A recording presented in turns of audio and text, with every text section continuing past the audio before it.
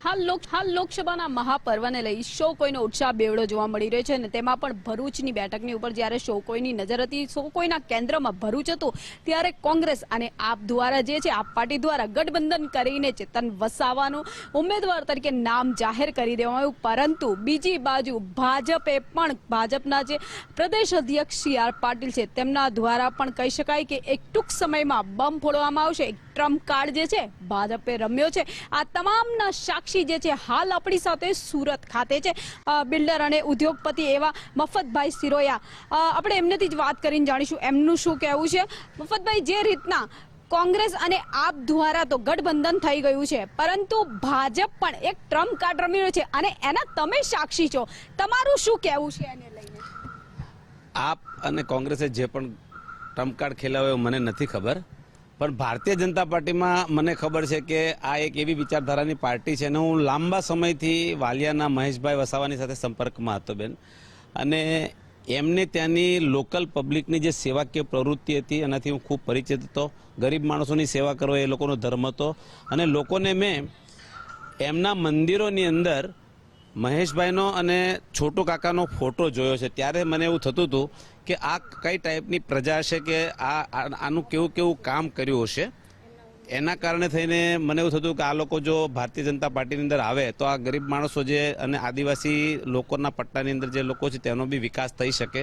અને મહેશભાઈની સાથે આગળ બી મેં એક બે વખત ચર્ચા કરી લીધી કે મહેશભાઈ તમે ભારતીય જનતા પાર્ટીની સાથે આવો અને ત્યાંની પ્રોપર જે પબ્લિક છે એના વિકાસને અત્યારે ગુજરાતના વિકાસની સાથે પણ અત્યારે વાલિયા ખૂબ પછાત રહી ગયું છે. આ વાત મહેશભાઈના ગળા નીચે ઉતરી ગઈ અને એમણે તરત જ કીધું કે ચાલો આપણે આ પ્રયત્ન કરીએ. અને મેં પાટીલ સાહેબને મળીને કીધું, પાટીલ સાહેબે પણ ઉત્સાહભેર મને એમાં ખૂબ સહકાર આપ્યો. કીધું કે કંઈ વાંધો નહીં, તમે બી ભેગા થઈને લાવો. અને મહેશભાઈ મારી દરેક વાત માની ગયા. અને મહેશભાઈ કીધું કે જો મફતભાઈ, મારો આશય ફક્ત ને ફક્ત ત્યાં આદિવાસી પટ્ટાની અંદર લોકોની પ્રગતિ અને લોકોના ઘર સારી રીતે ચાલે એના માટે જ છે.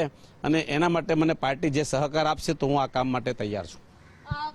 મફતભાઈ, પાછું એ પણ જાણવા માંગીશું કે જે રીતના આદિવાસી પટ્ટાની ઉપર શો કોઈની નજર છે, હજારો લાખોના લોકો ભવિષ્ય એની ઉપર આધારિત છે, ત્યારે ટૂંક સમયના અંદર જે આપણે કહી રહ્યા છે કે મોટી એક ટીમ આવશે, તે ટીમ કઈ છે અને મુલાકાત જે છે એ કેવી રહી હતી? હું તમને ટીમની વાત કરું તો મહેશભાઈ વસાવાના અને છોટુભાઈની જે ટીમ છે એ ખૂબ મોટી છે. અત્યારે છોટુ કાકાને આપણે એટલા માટે કે એ સક્રિય રીતે આમની સાથે વિચારધારામાં છે કે નહીં એટલા માટે મને નથી ખબર કે મહેશભાઈ મારા મિત્ર છે. અને મહેશભાઈ આખા ભારત દેશની અંદર બીટીપી એટલે ભારતીય ટ્રાઇબલ પાર્ટીના પ્રેસિડેન્ટ છે.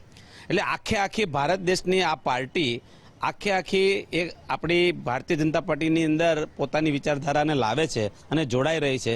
એવા સંકેતો આજે જ એમણે આપ્યા છે. અને આજે સી.આર. પાટીલ સાહેબની ઓફિસની અંદર મુલાકાત થઈ. પાટીલ સાહેબે ખૂબ સારી રીતે કીધું છે કે વેલકમ તમે, અને સારા આશીર્વાદ આપ્યા છે કે તમે આટલા શુભ આશય સાથે પાર્ટીમાં આવો છો તો અમારી પાર્ટી પણ એ વિસ્તારના ડેવલપમેન્ટ માટે અમારાથી તમામ પ્રકારના પ્રયત્નો કરશે. અને બંને ખુશીથી ભેગા થયા અને મને બી આનંદ થયો કે બે સારા વ્યક્તિ અને બે સારી વિચારધારાઓને મેં ભેગી કરી.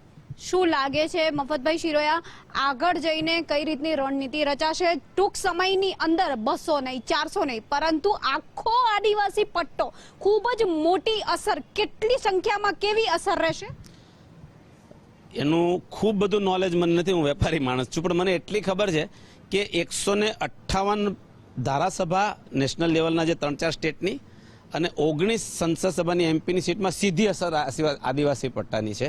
પરોક્ષ રીતે પણ ખૂબ મોટી અસર છે. એટલે આટલા પર તો સીધી જ ઇફેક્ટ થશે. જો મહેશભાઈ પાર્ટીની સાથે બરાબર જોડાઈ જશે તો આટલી ઇફેક્ટ ભારતીય જનતા પાર્ટીને થશે અને ખૂબ મોટી સંખ્યામાં મતોની અંદર ફેરફાર લાવી શકશે પાર્ટી. ખૂબ મોટી સંખ્યામાં મતોની અંદર ફેરફાર તો લાવશે મફતભાઈ, પરંતુ જે રીતના કોંગ્રેસ અને આપનું જે ગઠબંધન છે એને લઈને આપનું શું કહેવું છે? કોંગ્રેસનું હોય કે આપનું હોય, સી.આર. પાટીલ એકલા જ કાફી છે. સી.આર. પાટીલ સાહેબે આજે ટ્રમ્પ કાર્ડ રમ્યા છે, એમાં એટલા શાંતિથી મને આ કામ સોંપ્યું અને અમે ખૂબ સારી રીતે કરી શક્યાનો અમને આનંદ છે. એ લોકોના ટ્રમ્પ કાર્ડનો આપણને કોઈ ખ્યાલ નથી શું કરી શકે, પણ આટલું કામ કરવાથી ક્યાંક નાનકડી બીજો ખોટ હશે. ખોટ તો ભાજપ તો જીતવાની જ છે.